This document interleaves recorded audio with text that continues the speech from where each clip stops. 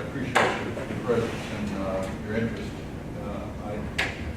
In keeping with the theme of the conference about the individual matters, I think we have to think about the individuals that are at the bottom of our society, the most oppressed, the most stigmatized people in our society are prisoners that are accused of being mentally ill.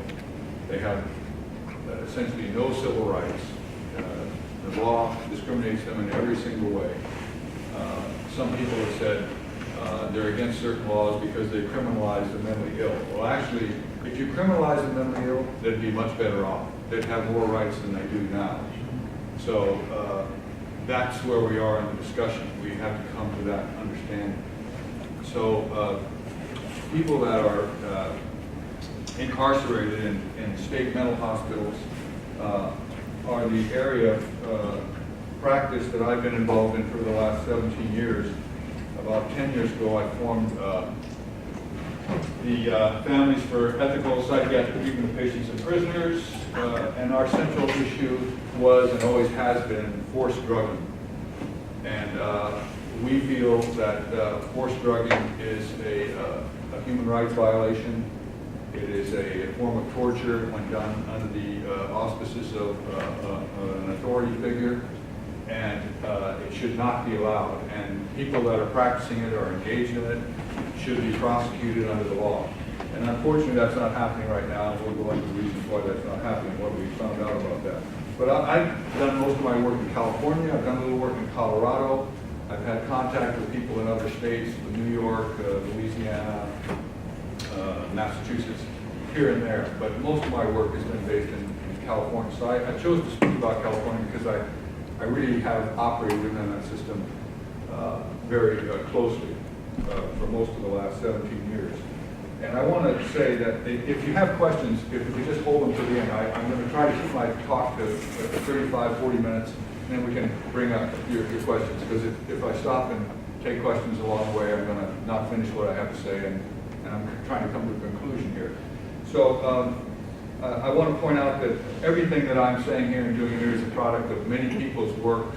A lot of people have contributed to this, families and inmates and friends and doctors and lawyers and people in the media. I've learned so much during this process, and what I'm trying to do is now pack about 100 pounds of information into a 1-pound box, so you'll forgive me if I'm kind of rushed a little bit.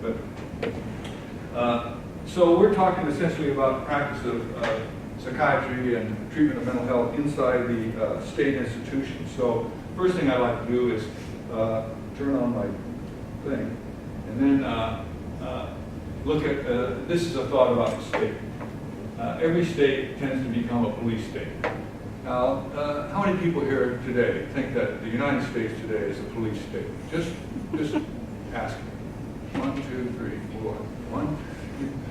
How many people don't think it's a police state? Well, we don't have anybody. So, strangely enough, we've woken up and now we find ourselves living in a police state.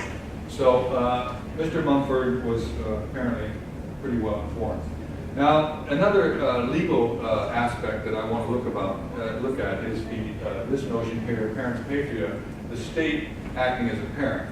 That's a legal theory that is practiced in American jurisprudence.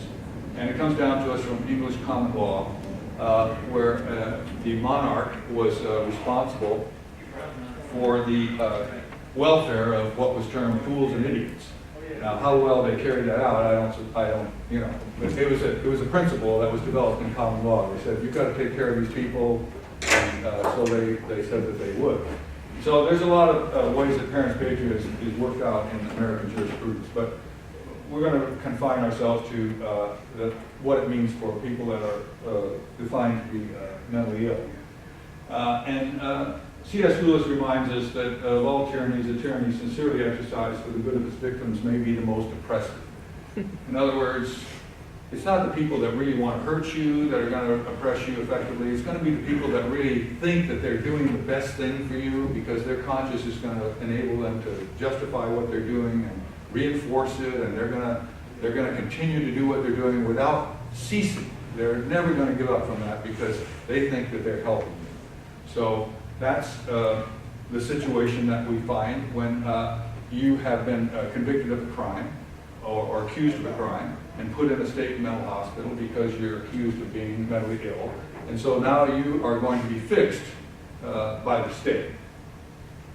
So the conclusion that we've come to, and I'll come back to this at the end, is that the state mental hospitals are part of a system engaged in torture, human trafficking, and racketeering. That's what we think. That's our analysis of what's going on, based upon our experience and our record of interacting with the agencies that are carrying out these policies. Now, that seems like a very radical thing to say, and it is. But we believe these are all legal terms. Torture is a legal term. Human trafficking is a legal term, and racketeering is a legal term. And we think we have the legal evidence, the facts that back up those accusations. We're talking about the law here, okay? So here's a little fact that we need to look at first. This is the people, this is the year 2014 in the United States. These are the people that were at some time during the year under the control of one or another of the apparatus of the police state. So in local jails, you had 12 million people. In state and federal prisons, you had 600,000 came in, and the static population was 2.4 million. You had 5.5 million on probation, 500,000 on parole, and about 1 million in state mental hospitals and emergency psychiatric facilities that were 5150 taken there under police powers, and about 1 million people in immigration facilities. So you've got about 23 million people in the U.S. that were at some time or another under the powers of the police state. Now, the figure that we normally hear is, oh, the U.S. has 2.4 million people in prison. That's the highest percentage of anybody in the world. Isn't that terrible? Actually, it's about 10 times that much. So that's what's called a limited hangout. They give us a little factoid, and they hope that you don't look a little deeper.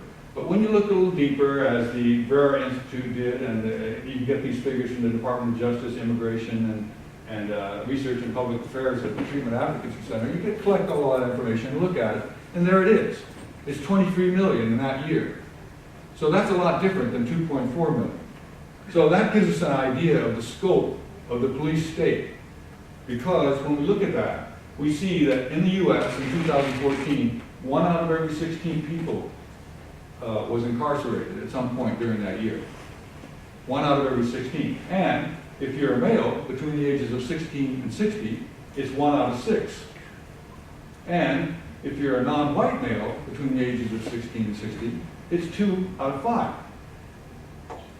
That's an incredible statistic, and it gives you an idea of the scope of the police state that we are looking at, not seeing.